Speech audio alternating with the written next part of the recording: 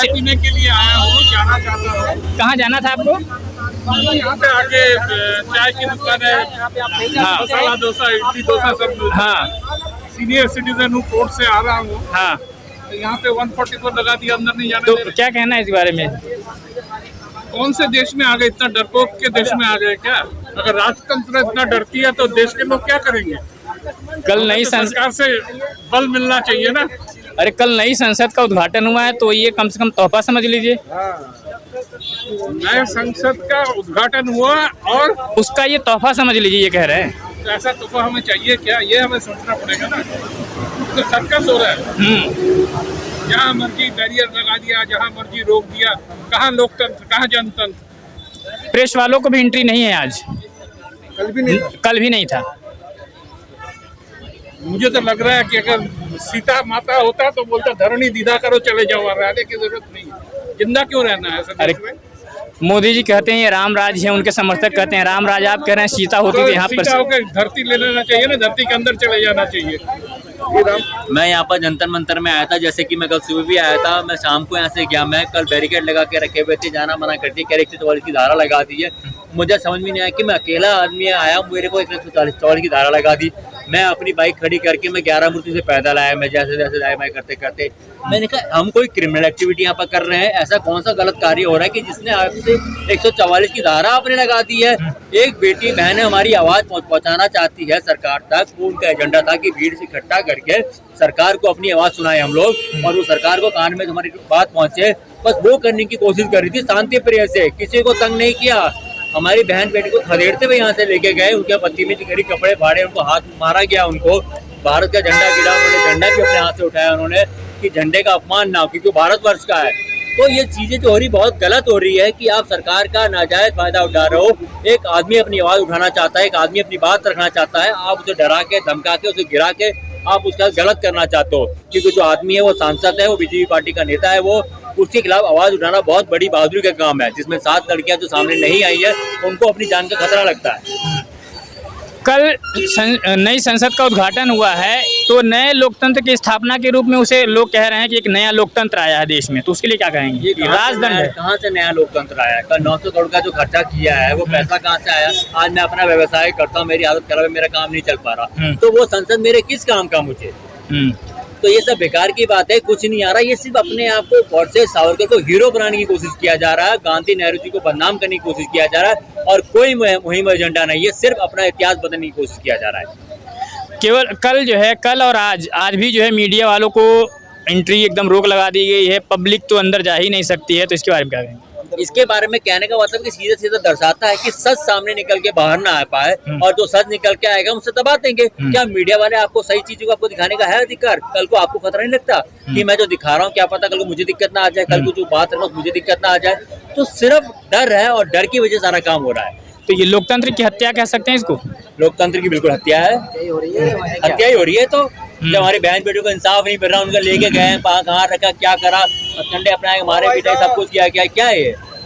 और जो वो हमारी बहन बेटियां हिंदू है, जो कहते हैं हिंदू खतरे में, इस सरकार से हिंदू वाकई में खतरे है। ये सरकार नहीं जाएगी तो हिंदू वाकई में खतरे में रहेगा। अगर हिंदू को बचना तो सरकार को बचाना बहुत जरूरी है, नहीं तो हिंदू बोल बोल के हम हिंदुओं को मार रहे हैं ये लोग। लेकिन वो तो हिंदू राष्ट्र बनाना चाहते हैं। ये कौन सा राष्ट्र बनाना चाहता है मुझे तो नहीं पता, कोई न्याय नहीं मिल रहा। हाथरस में लड़की के साथ कांड हुआ, वो हिंदू थी, अभी यहाँ पर जो हो रहा है वो हिंदू है, और हिंदू ही कर रहा है यहाँ पर ना कोई मुसलमान है ना मुसलमान कर रहा है। तो ये कौन सा विरोध किया जा रहा है, ये समझ नहीं आ रहा। सिर्फ पगलाने बहराने की कोशिश किया जा रहा है, मुहिम करना है कि 2024 को लेके एजेंडा फहराया जाए कि हम हिंदू खतरे में हैं और मुसलमान से बस अटैक करो। बस कभी करुणा, कभी केरला भाई बना देते, कभी कश्मीर भाई बना देते हैं, बाद में कहते 32 है, बाद में कहते 3 है, बाद में कहते काल्पनिक है। अबे गुजरात में तुम्हारी 40 लड़कियां औरतें गायब हो गई है, तुम आगे सीएम थे, तुमने वहाँ का सब कुछ क्यों नहीं किया अपना वहाँ का तुमने? जैसे कि जो है गांधी जी ने अंग्रेजों को भगा दिया था, यही धरना अनशन करके, है ना? क्या लग रहा है कि इस सरकार में अनशन से लोगों को न्याय मिलेगा, जिस तरह से व्यवस्था की गई है? ये अनशन करना हमारी मजबूरी है कि सरकार हमारे हाथ में नहीं है, हमारी भी पुलिस की वर्दी नहीं है, हम गलत कुछ नहीं कर सकते। तो शांति प्रिय से जैसे गांधी जी ने किया था, वो भी हम करने की कोशिश कर रहे हैं कि अपनी आवाज पहुंचाए, दबाए। अगर नहीं होगा तो एक न एक तो अंत होगा ही होगा। जैसे जलियांवाला बाग में डायर ने सबको गोली मारी और बाद में वो पागल होके मरा ना, तो समय ज्यादा नहीं है, थोड़े दिन का भी टाइम इनके पास है। कब तक अपनी वो बनाएंगे, अपनी जिंदगी ऐसे चलते रहेगी। कब तक क्या बनाएगी? आज नहीं तो कल इनका करार इनको सामने आएगा ही आएगा। कब तक पावर, कब तक जाकर इस्तेमाल करेंगे?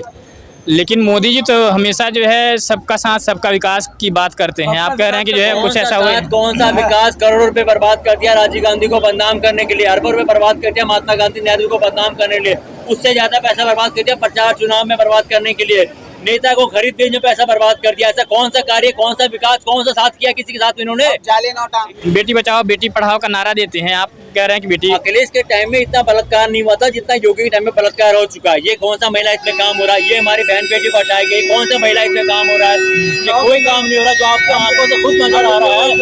अगर ये दबाया जा रहा है, बात को छुपाने की कोशिश किया जा रहा है। आपको पता है एक मुसलमान जो है 3 मेडल लेके आया हुआ है, क्या वो न्यूज में दिखाया जा रहा है? क्योंकि वो मुसलमान है। वो तो सिर्फ टारगेट है हिंदू मुसलमान को लड़ते रहो, लड़वाते रहो बस। राज करता है। आपने भी बोला, मोदी जी कह रहे हैं ये राम राज्य है। यदि मोदी जी का बस चल जाए ना और सच में भगवान राम नीचे उतर आए तो ये उनको बीजेपी का टिकट दिलवा के इलेक्शन में हरवा दे क्योंकि मोदी जी हैं बड़े भगवान। तो ये है मोदी जी का राम राज्य और यही मोदी जी की भाजपा प्रशासन यही सच्चाई है। तो क्या लग रहा है अगर इस तरह से धरना प्रदर्शन को रोका जाएगा, मतलब बैरिकेडिंग लगा करके उनके समर्थकों को रोका जाएगा और जो मीडिया है, जो चौथा स्तंभ है, उसको भी रोका जाएगा, तो लोगों को न्याय कैसे मिलेगा, लोगों को मैसेज कैसे मिलेगा? तो इस बात को तो मैं एक दूसरे उदाहरण से बताना चाहूंगा। जिस तरह भगवान जिस तरह रावण ने ऐसा सोचा था ना कि आप ही हो दुनिया के सबसे शक्तिशाली, और एक छोटी सी गलती को मानने की बजाय उन्होंने और बढ़ावा दिया तो पूरी लंका का दहन हो गया। तो ये एक अब ब्रिजभूषण को हटाने की लड़ाई नहीं रह गई, ये इस खराब सिस्टम को, खराब प्रशासन को, खराब आदमी की सोच को कंप्लीटली हटाने की। अब ये इंजन का एक पुर्जा नहीं बदलना है, पूरा इंजन ओवरऑल, पूरा इंजन चेंज करना है पब्लिक को, but not by violence, by good views, by आपकी जो मेंटल स्ट्रेंथ है उसके थ्रू आपको सरकार को इतना बेबस कर देना है कि आज नहीं तो कल अपनी बात हर नौजवान को, हर बुजुर्ग आदमी को, हर महिला को, हर आदमी को समझाओ ताकि उसकी बात में समझ आए। और लोकतंत्र में सबसे बड़ी पावर बैलेट होती है, बुलेट नहीं होती। तो अब की बार अब तो गलती हो गई पिछली बार, अब की बार जब भी कभी इलेक्शन हो तो अपना वोट का जो है वो सोच समझ के करें। गांधी जी ने यही सत्याग्रह करके अंग्रेजों को भगा दिया था, है ना? और यहाँ पे उसी सत्याग्रह पे रोक लगी हुई। आखिर क्या मोदी जी को डर है कि कहीं हमको भी नहीं भगा देंगे लोग? मोदी जी से बड़ा डरपोक इस देश में ना कभी पहले कोई था और ना कभी चुनी हुई सरकार में। और मोदी जी ये हमने सुना है कि भगवान कभी किसी बुराई को समूल नाश करने के लिए, जैसे कहते हैं कि इसको पूरा ही बदलना है, तो मुझे लगा है भगवान ने मोदी जी की बुद्धि को भर लिया है, ठीक है ना। और अब ये पूरा सिस्टम चेंज होगा। अब एक आदमी की मुझे नहीं लगता ये आदमी की लड़ाई रह गई है, ये पूरा सिस्टम आज से ये लड़ाई कल से जो हमारी महिला पहलवानों के साथ, बहन बेटियों के साथ और पत्रकार भाइयों के साथ जो ये हुआ है ना, अब मुझे लग रहा है हर आदमी को मतलब अपने अपने स्तर पे प्रयास तो करना ही चाहिए। और एक शेर भी है ना, किसी ने बोला है कि हंगामा खड़ा करना हमारी आदत नहीं, हर दिल में आग लगनी चाहिए। जरूरी नहीं है मेरे सीने में ना सही तुम्हारे सीने में भी सही, मगर आग तो लगनी चाहिए ही चाहिए। बिल्कुल लोकतंत्र पे राजदंड हावी होता जा रहा है, बल्कि लोकतंत्र पे न्याय तंत्र लागू होना चाहिए। न्याय से जो बात हो, लोकतंत्र का मतलब वायलेंस नहीं है, लोकतंत्र का मतलब हर बात को काटना नहीं है। लोकतंत्र का मतलब है लोगों के ऊपर, लोगों के द्वारा, लोगों के चुने हुए प्रतिनिधित्व के द्वारा शासन होना। तो मेरे ख्याल से लोकतंत्र की असली परिभाषा तो यही है। हाँ, मोदी जी उसको बदलने का प्रयास कर रहे हैं, तो उनसे ताकतवर पहले भी बहुत आए, उनका क्या हाल हुआ, इनका भी थोड़े दिन बाद इनका भी देख लेना। कानून के साथ न्याय हो रहा है कि अन्याय हो रहा है? अन्याय 100% अन्याय हो रहा है, और कानून को तो सरेआम चौराहे पे खड़ा करके उसकी अस्मिता के साथ मजाक लूटा जा रहा है। उसकी कानून की तो संरचना के साथ, कानून की तो डेफिनेशन के साथ मजाक हो रहा है। उसको कानून को सहारा बना के और जो कहते हैं ना वो एक लूटने का काम, एक कानून के ऊपर लोगों के जो फंडामेंटल राइट्स होते हैं उनके ऊपर डाका डालने का काम होगा। नहीं, मैं रामकरण कश्यप हूँ, राष्ट्रीय अध्यक्ष हूँ भारतीय वंचित समाज पार्टी का। यहाँ बैरिकेटिंग लगा रखा है, सरकार ने तमाम लगा रखा है और अपना स्थल में जाने के लिए रोका गया है। जो आप कहाँ जा रहे थे? मैं धरना स्थल में जा रहा था उनके समर्थन में, पहलवानों के जो लंबे समय से बैठे हैं उनको न्याय नहीं मिल रहा। कल उन्हें घसीटा गया, मारा गया, उन्हें बंद किया गया।